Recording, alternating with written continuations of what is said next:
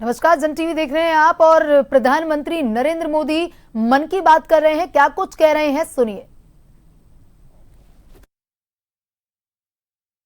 भारतीय का यही संकल्प है, हमें आतंकवाद को खत्म करना ही है। साथियों, ऑपरेशन सिंदूर के दौरान हमारी सेनाओं ने जो पराक्रम दिखाया है, उसने हर हिंदुस्तानी का सिर ऊंचा कर दिया है। जिस प्रिसीजन के साथ, जिस सटीकता के साथ हमारी सेनाओं ने सीमा पार के आतंकवादी ठिकानों को ध्वस्त किया, वो अद्भुत है। ऑपरेशन सिंदूर ने दुनिया भर में आतंक के खिलाफ लड़ाई को नया विश्वास और उत्साह दिया है। साथियों, ऑपरेशन सिंदूर सिर्फ एक सैन्य मिशन नहीं है, ये हमारे संकल्प, साहस और बदलते भारत की तस्वीर है। और इस तस्वीर ने पूरे देश को देशभक्ति के भावों से भर दिया है, तिरंगे में रंग दिया है। आपने देखा होगा, देश के कई शहरों में, गांवों में, छोटे छोटे कस्बों में तिरंगा यात्राएं निकाली गई। हजारों लोग हाथों में तिरंगा लेकर देश की सेना, उसके प्रति वंदन अभिनंदन करने निकल पड़े। कितने ही शहरों में सिविल डिफेंस वॉलेंटियर बनने के लिए बड़ी संख्या में युवा एकजुट हो गए। और हमने देखा, चंडीगढ़ के वीडियो तो काफी वायरल हुए थे। सोशल मीडिया पर कविताएं लिखी जा रही थी, संकल्प गीत गाए जा रहे थे, छोटे छोटे बच्चे पेंटिंग बना रहे थे जिनमें बड़े संदेश छुपे थे। मैं भी 3 दिन पहले बीकानेर गया था। वहां बच्चों ने मुझे ऐसी ही एक पेंटिंग भेंट की थी। ऑपरेशन सिंदूर ने देश के लोगों को इतना प्रभावित किया है कि कई परिवारों ने इसे अपने जीवन का हिस्सा बना लिया है। बिहार के कटिहार में, यूपी के कुशीनगर में और भी कई शहरों में उस दौरान जन्म लेने वाले बच्चों का नाम सिंदूर रखा गया है। साथियों, हमारे जवानों ने आतंक के अड्डों को तबाह किया। यह उनका अदम्य साहस था और उसमें शामिल थी भारत में बने हथियारों, उपकरणों और टेक्नोलॉजी की ताकत। उसमें आत्मनिर्भर भारत का संकल्प भी था। हमारे इंजीनियर्स, हमारे तकनीशियन, हर किसी का पसीना इस विजय में शामिल है।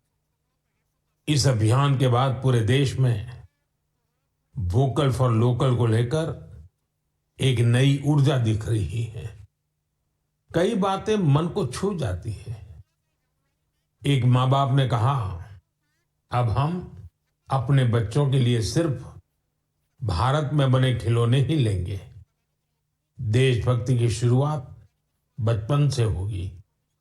कुछ परिवारों ने शपथ ली है, हम अपनी अगली छुट्टियां देश के किसी खूबसूरत जगह में ही बिताएंगे। कई युवाओं ने वेड इन इंडिया का संकल्प लिया है, वो देश में ही शादी करेंगे। किसी ने ये भी कहा है, अब जो भी गिफ्ट देंगे वह किसी भारतीय शिल्पकार के हाथों से बना होगा। साथियों, यही तो है भारत की असली ताकत, जन मन का जुड़ाव, जन भागीदारी। मैं आप सबसे भी आग्रह करता हूं, आइए इस अवसर पर एक संकल्प लें। हम अपने जीवन में जहां भी संभव हो देश में बनी चीजों को प्राथमिकता देंगे। यह सिर्फ आर्थिक आत्मनिर्भरता की बात नहीं है, यह राष्ट्र के निर्माण में भागीदारी का भाव है। हमारा एक कदम भारत की प्रगति में बहुत बड़ा योगदान बन सकता है। साथियों, बस से कहीं आना जाना कितनी सामान्य बात है, लेकिन मैं आपको एक ऐसे गांव के बारे में बताना चाहता हूं जहां पहली बार एक बस पहुंची। इस दिन का वहां के लोग वर्षों से इंतजार कर रहे थे और जब गांव में पहली बार बस पहुंची तो लोगों ने ढोल नगाड़े बजाकर उसका स्वागत किया। बस को देखकर लोगों की खुशी का ठिकाना नहीं था। गांव में पक्की सड़क थी, लोगों को जरूरत थी, लेकिन पहले कभी यहां बस नहीं चल पाई थी। क्यों? क्योंकि ये गांव माओवादी हिंसा से प्रभावित था। यह जगह है महाराष्ट्र के गढ़चिरौली जिले में और इस गांव का नाम है काटेजरी। काटेजरी में आए इस परिवर्तन को आसपास के पूरे क्षेत्र में महसूस किया जा रहा है। अब यहां हालात तेजी से सामान्य हो रहे हैं। माओवाद के खिलाफ सामूहिक लड़ाई से अब ऐसे क्षेत्रों तक भी बुनियादी सुविधाएं पहुंचने लगी हैं। गांव के लोगों का कहना है कि बस के आने से उन लोगों का जीवन बहुत आसान हो जाएगा। साथियों, मन की बात में हम छत्तीसगढ़ में हुए बस्तर ओलंपिक और माओवाद प्रभावित क्षेत्रों में साइंस लैब पर चर्चा कर चुके हैं। यहाँ के बच्चों में साइंस का पैशन है, वो स्पोर्ट्स में भी कमाल कर रहे हैं। ऐसे प्रयासों से पता चलता है कि इन इलाकों में रहने वाले लोग कितने साहसी होते हैं। इन लोगों ने तमाम चुनौतियों के बीच अपने जीवन को बेहतर बनाने की राह चुनी है। मुझे यह जानकर भी बहुत खुशी हुई कि 10वीं और 12वीं की परीक्षाओं में दंतेवाड़ा जिले के नतीजे बहुत शानदार रहे हैं। करीब 95% रिजल्ट के साथ ये जिला 10वीं के नतीजों में टॉप पर रहा। वहीं 12वीं की परीक्षा में इस जिले ने छत्तीसगढ़ में 6ठा स्थान हासिल किया। सोचिए, जिस दंतेवाड़ा में कभी माओवाद चरम पर था, वहां आज शिक्षा का परचम लहरा रहा है। ऐसे बदलाव हम सभी को गर्व से भर देते हैं। मेरे प्यारे देशवासियों, अब मैं लायंस, शेरों से जुड़ी एक बड़ी अच्छी खबर आपको बताना चाहता हूं। पिछले केवल 5 वर्षों में गुजरात के गीर में शेरों की आबादी 674 से बढ़कर 891 हो गई है। 674 से 891। लायन सेंसस के बाद सामने आई शेरों की ये संख्या बहुत उत्साहित करने वाली है। साथियों, आप में से बहुत से लोग यह जानना चाह रहे होंगे कि आखिर ये एनिमल सेंसस होती कैसे है। ये एक्सरसाइज बहुत ही चुनौतीपूर्ण है। आपको यह जानकर हैरानी होगी कि लायन सेंसस 11 जिलों में 35,000 वर्ग किलोमीटर के दायरे में की गई थी। सेंसस के लिए टीमों ने राउंड द क्लॉक यानी 2400 घंटे इन क्षेत्रों की निगरानी की। इस पूरे अभियान में वेरिफिकेशन और क्रॉस वेरिफिकेशन दोनों किए गए हैं। इससे पूरी बारीकी से शेरों की गिनती का काम पूरा हो सका। साथियों, एशियाटिक लायन की आबादी में बढ़ोतरी ये दिखाती है कि जब समाज में ओनरशिप का भाव मजबूत होता है तो कैसे शानदार नतीजे आते हैं। कुछ दशक पहले गीर में हालात बहुत चैलेंजिंग थे, लेकिन वहां के लोगों ने मिलकर बदलाव लाने का बीड़ा उठाया। वहां लेटेस्ट टेक्नोलॉजी के साथ ही ग्लोबल बेस्ट प्रैक्टिसेस को भी अपनाया गया। इसी दौरान गुजरात ऐसा पहला राज्य बना जहां बड़े पैमाने पर फॉरेस्ट ऑफिसर के पद पर महिलाओं की तैनाती की गई। आज हम जो नतीजे देख रहे हैं उसमें इन सभी का योगदान है। वाइल्ड लाइफ प्रोटेक्शन के लिए हमें ऐसे ही हमेशा जागरूक और सतर्क रहना होगा। मेरे प्यारे देशवासियों, 2-3 दिन पहले ही मैं पहली राइजिंग नॉर्थ ईस्ट समिट में गया था। उससे पहले हमने नॉर्थ ईस्ट के सामर्थ्य को समर्पित अष्टलक्ष्मी महोत्सव भी मनाया था। नॉर्थ ईस्ट की बात ही कुछ और है। वहां का सामर्थ्य, वहां का टैलेंट वाकई अद्भुत है। मुझे एक दिलचस्प कहानी पता चली है क्राफ्टेड फाइबर्स की। क्राफ्टेड फाइबर्स ये सिर्फ एक ब्रांड नहीं, सिक्किम की परंपरा, बुनाई की कला और आज के फैशन की सोच, तीनों का सुंदर संगम है। इसकी शुरुआत की डॉक्टर चेवांग नोरबू भूटिया ने। पैसे से वो वेटरनरी डॉक्टर है और दिल से सिक्किम की संस्कृति के सच्चे ब्रांड एम्बेसडर। उन्होंने सोचा क्यों न बुनाई को एक नया आयाम दिया जाए और इसी सोच से जन्म हुआ क्राफ्टेड फाइबर का। उन्होंने पारंपरिक बुनाई को मॉडर्न फैशन से जोड़ा और इसे बनाया एक सोशल एंटरप्राइज। अब उनके यहाँ केवल कपड़े नहीं बनते, उनके यहाँ जिंदगियां बुनी जाती है। वे लोकल लोगों को स्किल ट्रेनिंग देते हैं, उन्हें आत्मनिर्भर बनाते हैं। गांवों के बुनकर, पशुपालक और सेल्फ हेल्प ग्रुप, इन सबको जोड़कर डॉक्टर भूटिया ने रोजगार के नए रास्ते बनाए हैं। आज स्थानीय महिलाएं और कारीगर अपने हुनर से अच्छी कमाई कर रहे हैं। क्राफ्टेड फाइबर्स के शॉल, स्टॉल, दस्ताने, मोजे सब लोकल हैंडलूम से बने होते हैं। इसमें जो ऊन का इस्तेमाल होता है वो सिक्किम के खरगोशों और भेड़ों से आता है। रंग भी पूरी तरह प्राकृतिक होते हैं, कोई केमिकल नहीं, सिर्फ प्रकृति की रंगत। डॉक्टर भूटिया ने सिक्किम की पारंपरिक बुनाई और संस्कृति को एक नई पहचान दी है। डॉक्टर भूटिया का काम हमें सिखाता है कि जब परंपरा को पैशन से जोड़ा जाए तो वो दुनिया को कितना लुभा सकती है। मेरे प्यारे देशवासियों, आज मैं आपको एक ऐसे शानदार व्यक्ति के बारे में बताना चाहता हूं जो एक कलाकार भी हैं और जीती जागती प्रेरणा भी है। नाम है जीवन जोशी, उम्र 65 साल। अब सोचिए, जिनके नाम में ही जीवन हो वो कितनी जीवंतता से भरे होंगे। जीवन जी उत्तराखंड के हल्द्वानी में रहते हैं। बचपन में पोलियो ने उनके पैरों की ताकत छीन ली थी, लेकिन पोलियो उनके हौसलों को नहीं छीन पाया।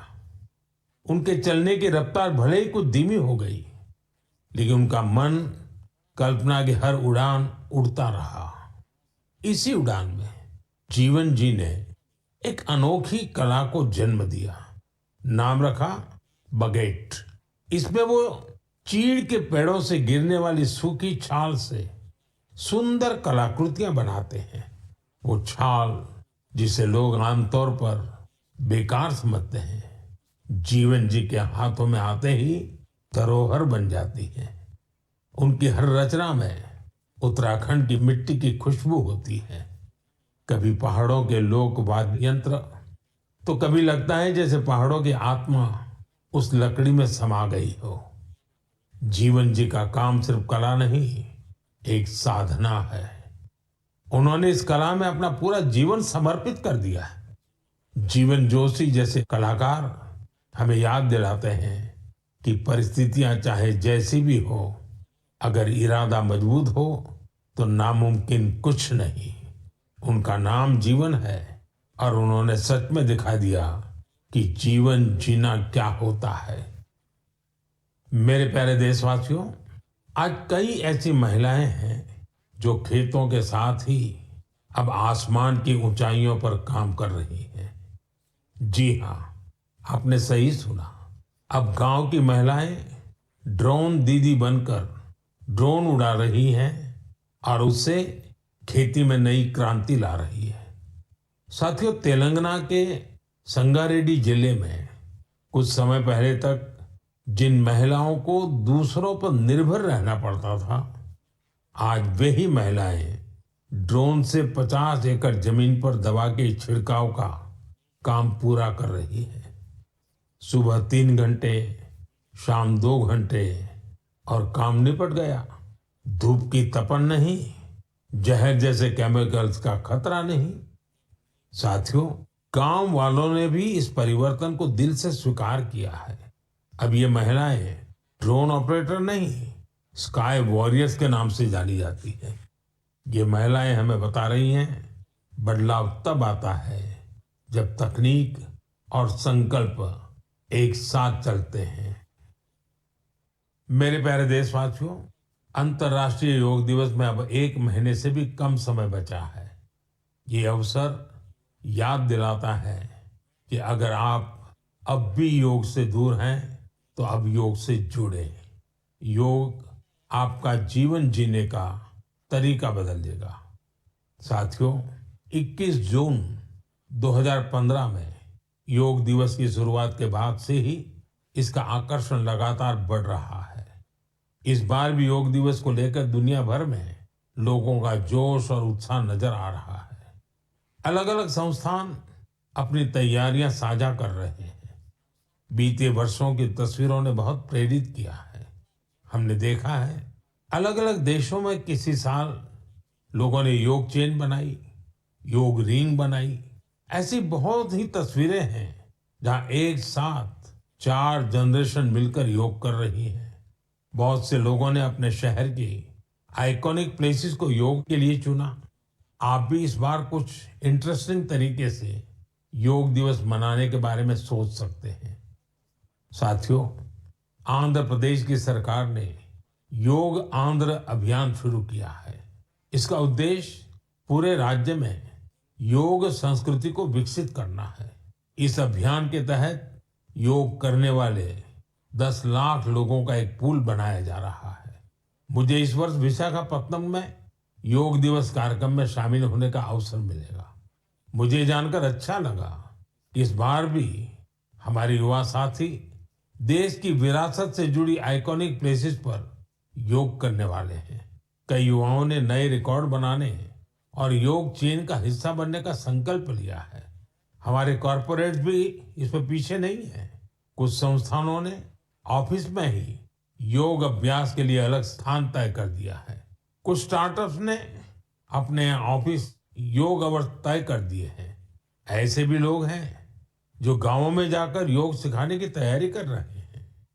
हेल्थ और फिटनेस को लेकर लोगों की ये जागरूकता मुझे बहुत आनंद देती है।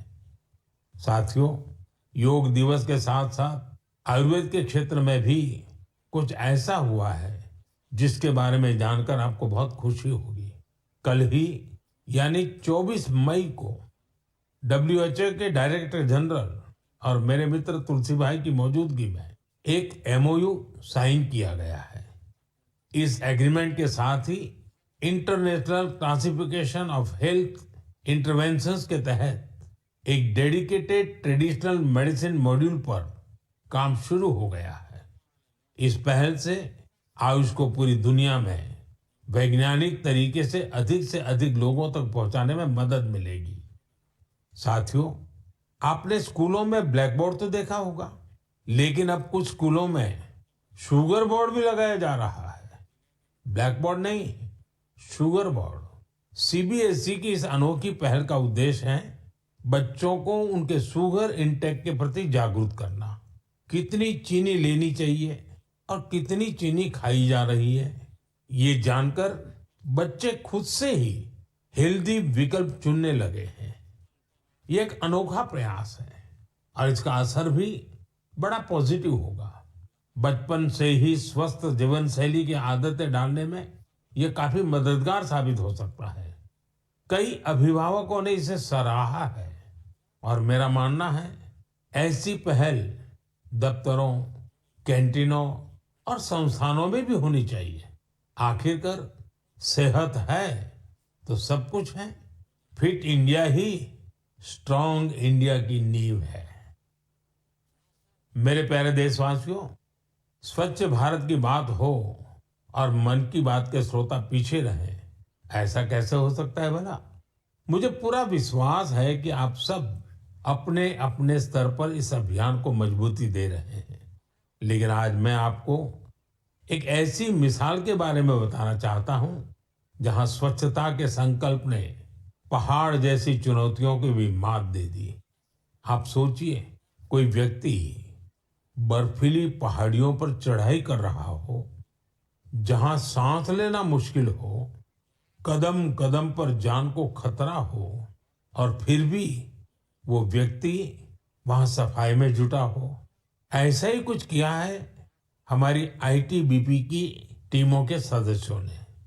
ये टीम माउंट मकालू जैसे विश्व की सबसे कठिन चोटी पर चढ़ाई के लिए गई थी।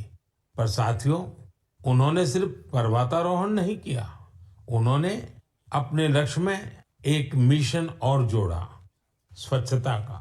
चोटी के पास जो कचरा पड़ा था, उन्होंने उसे हटाने का बीड़ा उठाया।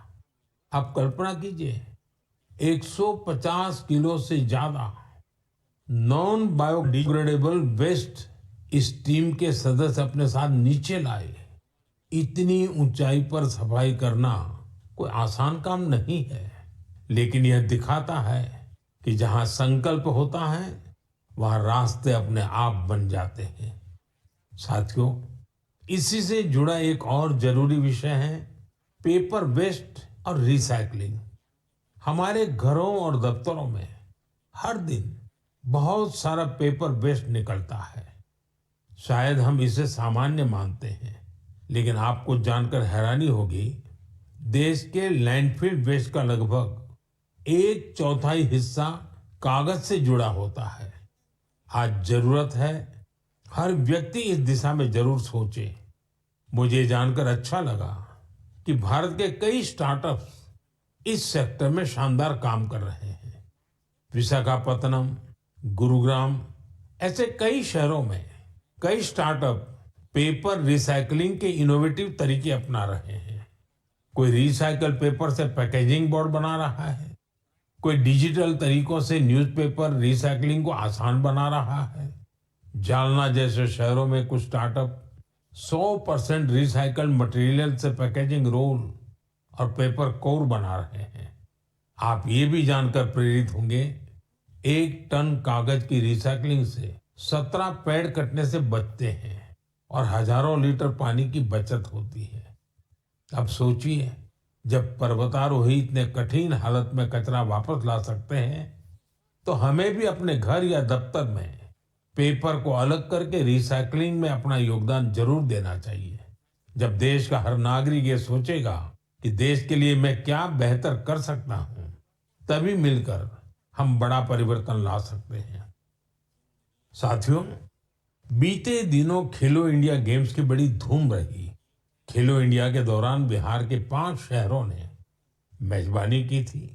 वहां अलग अलग कैटेगरी के मैच हुए थे। पूरे भारत से वहां पहुंचे एथलीट्स की संख्या 5000 से भी ज्यादा थी। इन एथलीट्स ने बिहार की स्पोर्टिंग स्पिरिट की, बिहार के लोगों से मिली आत्मीयता की बड़ी तारीफ की है। साथियों, बिहार की धरती बहुत खास है। इस आयोजन में यहाँ कई यूनिक चीजें हुई हैं।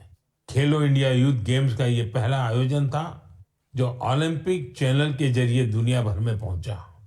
पूरे विश्व के लोगों ने हमारे युवा खिलाड़ियों की प्रतिभा को देखा और सराहा। मैं सभी पदक विजेताओं, विशेषकर टॉप के 3 विनर्स महाराष्ट्र, हरियाणा और राजस्थान को बधाई देता हूं। साथियों, इस बार खेलो इंडिया में कुल 26 रिकॉर्ड बने। वेट लिफ्टिंग स्पर्धाओं में महाराष्ट्र की अस्मिता धोने, ओडिशा के हर्षवर्धन साहू और उत्तर प्रदेश के तुषार चौधरी के शानदार प्रदर्शन ने सबका दिल जीत लिया। वहीं महाराष्ट्र के साईराज परदेशी ने तो 3 रिकॉर्ड बना डाले। एथलेटिक्स में उत्तर प्रदेश के कादिर खान और शेख जिशान और राजस्थान के हंसराज ने शानदार प्रदर्शन किया। इस बार बिहार ने भी 36 मेडल्स अपने नाम किए। साथियों, जो खेलता है वही खिलता है। यंग स्पोर्टिंग टैलेंट के लिए टूर्नामेंट बहुत मायने रखता है। इस तरह के आयोजन भारतीय खेलों के भविष्य को और संवारने वाले हैं। मेरे प्यारे देशवासियों, 20 मई को वर्ल्ड बी डे मनाया गया। यानी एक ऐसा दिन जो हमें याद दिलाता है कि शहद सिर्फ मिठास नहीं, बल्कि सेहत, स्वरोजगार और आत्मनिर्भरता की मिसाल भी है। पिछले 11 वर्षों में मधुमक्खी पालन में भारत में एक स्वीट रिवॉल्यूशन हुआ है। आज से 10-11 साल पहले भारत में शहद उत्पादन एक साल में करीब 70-75 हजार मैट्रिक टन होता था। आज ये बढ़कर करीब करीब 1.25 लाख मैट्रिक टन के आसपास हो गया है। यानी शहद उत्पादन में करीब 60% की बढ़ोतरी हुई है। हम हनी प्रोडक्शन और एक्सपोर्ट में दुनिया के अग्रणी देशों में आ चुके हैं। साथियों, इस पॉजिटिव इम्पैक्ट में राष्ट्रीय मधुमक्खी पालन और शहद मिशन की बड़ी भूमिका है। इसके तहत मधुमक्खी पालन से जुड़े हजारों किसानों को ट्रेनिंग दी गई, उपकरण दिए गए और बाजार तक उनकी सीधी पहुंच बनाई गई। साथियों, ये बदलाव सिर्फ आंकड़ों में नहीं दिखता, ये गांव की जमीन पर भी साफ नजर आता है। छत्तीसगढ़ के कोरिया जिले का एक उदाहरण है। यहाँ आदिवासी किसानों ने सोन हनी नाम से एक शुद्ध जैविक शहद ब्रांड बनाया है। आज वह शहद